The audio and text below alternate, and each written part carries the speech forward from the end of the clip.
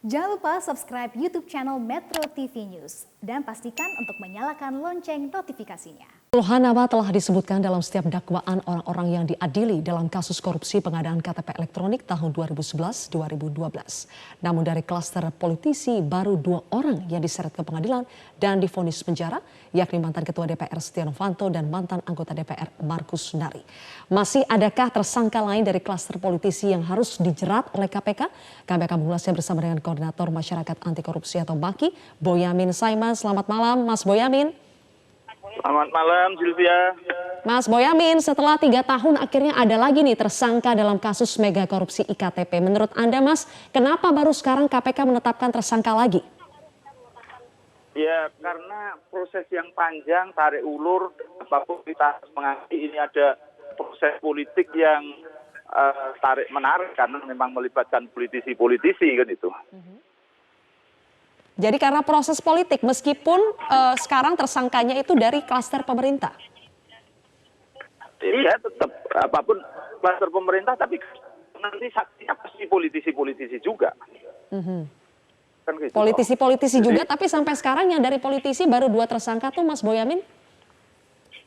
Ya, ini mudah-mudahan berkembang lah. Seperti janji Pak Karyoto tadi, nantinya akan istilahnya berkembang ke politisi karena ada yang menerima 1 miliar yang belum tersentuh, dan saya punya catatan yang sangat lebih spesial, itu ada yang menerima THR 500 juta menjelang Lebaran di tahun 2011 begitu, tapi sampai sekarang belum tersentuh juga yang dari politisi. Berapa orang yang menerima THR 500 juta rupiah itu, Mas Boyamin?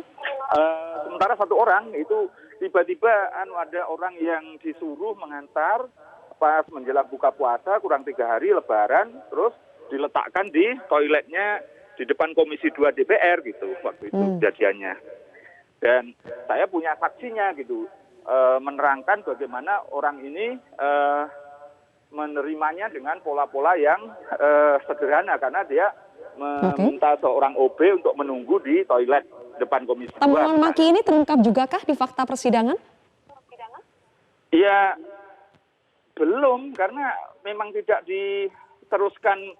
Saya pernah mendorong orang tersebut, seorang saksi tersebut yang mengantar uang itu, tapi KPK waktu itu harus ada saksinya, buktinya lainnya lah. Padahal waktu itu sebenarnya masih bisa untuk melakukan dengan cara mengambil CCTV gitu. Tapi sampai sekarang tidak ditangani itu proses itu. Baik, yang jelas MAKI punya data tapi juga sudah banyak nama dan fakta yang terungkap di persidangan kasus IKTP, Mas Boyamin. Menurut Anda, kenapa penyidikan kasus IKTP berjalan lama padahal sudah banyak nama dan juga fakta yang terungkap di persidangan? Iya, sekali lagi karena urusannya politisi-politisi yang diduga terlibat di sini. Sehingga ya otomatis banyak orang-orang yang menginginkan supaya kasus ini tidak terungkap lebih jauh lagi gitu. Karena ada yang catatan saya, seorang politisi melakukan pura-pura membeli saham pakai adik iparnya gitu. Dan itu sayangnya juga tidak didalami oleh KPK. Kenapa itu tidak didalami oleh KPK, Mas Boyamin? Ya, sekali lagi kembali judul lagi, karena banyak yang tarik ulur dan KPK pun nampaknya waktu itu ada beberapa yang kemudian menjadi, bahasa saya kan menjadi politisi, jadi terpengaruh oleh tarik ulur juga gitu. Dan mudah-mudahan harapan saya yang sekarang ini bisa lebih lebih berani, karena kemarin nampaknya kalau ada bukti ya tetap kita proses, kalau tidak ada bukti ya tidak gitu kan, berdalih begitu kan gitu kan. Nah, sekarang ada bukti, saya tantang, saya minta untuk ditelusuri tentang informasi yang menerima THR, minta THR bahkan 500 juta yang diletakkan di toilet 3 hari menjelang Lebaran itu gitu. Dan ada saksinya, ada orangnya kok, dan orangnya menurut saya sudah saya temui, saksi yang mengantar uang itu cukup kredibel, dia tidak mengada-ada dan dia keturunan orang baik-baik dan orang besar juga gitu loh. Jadi kenapa menurut saya dia Anda, saksi yang kredibel.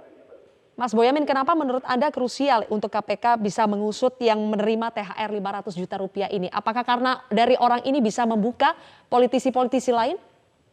Ya, dugaannya menjadi ke sana. Nanti kalau kemarin itu Pak Markus Nari itu kan karena kaitannya dengan anggaran perubahan gitu kan. Nah, ini yang pada posisi yang bahwa di klaster awal itu belum gitu. Jadi ini harapan saya ketika ini bisa dibuka THR 500 juta ini, maka bisa membuka yang lain-lain juga, dan juga politisi yang bersangkutan bisa kebuka gitu. Dan dulu kan juga sudah saya sampaikan ke KPK secara publik juga, terus saya sampaikan misalnya ada uang tambahan untuk kunjungan kerja dan reses sampai 18 miliar yang dugaannya dibagi-bagi, dan juga ada bahkan yang kunjungan ke luar negeri minta tempat duduknya first class, bukan hanya sekedar bisnis class itu. Jadi sampai level-level itu juga, tapi nampaknya tidak didalami oleh KPK informasi-informasi itu gitu. Dan saya waktu itu juga agak kecewa, saksi yang saya arahkan untuk datang menerangkan yang 500 juta tadi malah seperti dicecar,